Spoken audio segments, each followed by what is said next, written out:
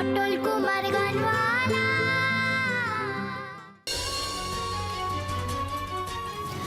আমাকে একটা সাহায্য করবে গো?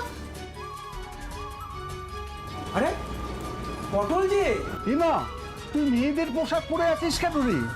ওসব পরে বলবো, আগে বল না তোমরা আমাকে একটা সাহায্য করবে। এতদিন কোথায় ছিলিস? আসিসনি কেন? কতদিন তোর গান শুনি না।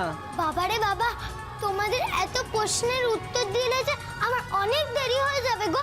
আগে বলো কিভাবে কেক বানায়, আমাকে একটিবার বলো না গো। সে তুই জেনে কি করবি? খুব দরকার গো, আমাকে কেক বানাতে হবে যে, বলে দাও না গো।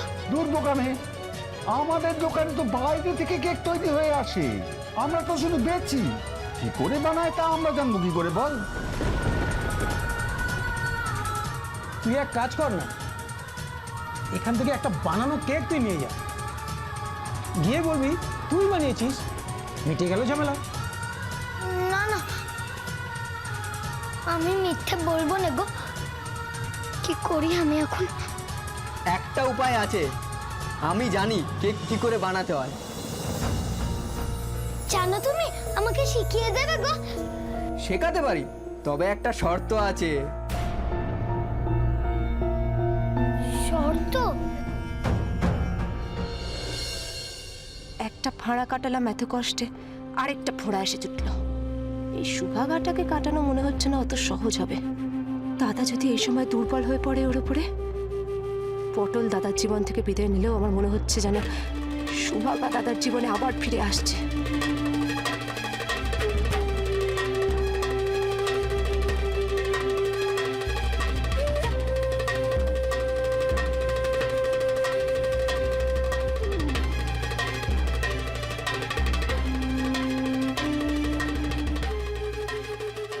বাবা, টাকা বের করছো কেন?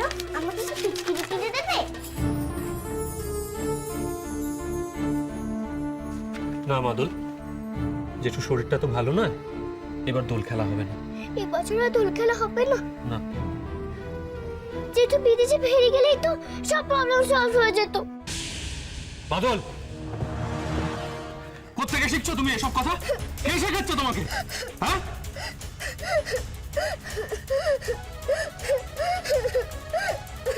কি করলে তুমি? ছেলেটাকে কাঁদালে? এখন থেকেই যদি কেঁদে নিজের ভুলটা শুধরে নেয় তো ভালো, নইলে ভবিষ্যতে ওকে অনেক কাঁদতে হবে। এই কথাটা ওকে ভালো করে বুঝিয়ে দিও।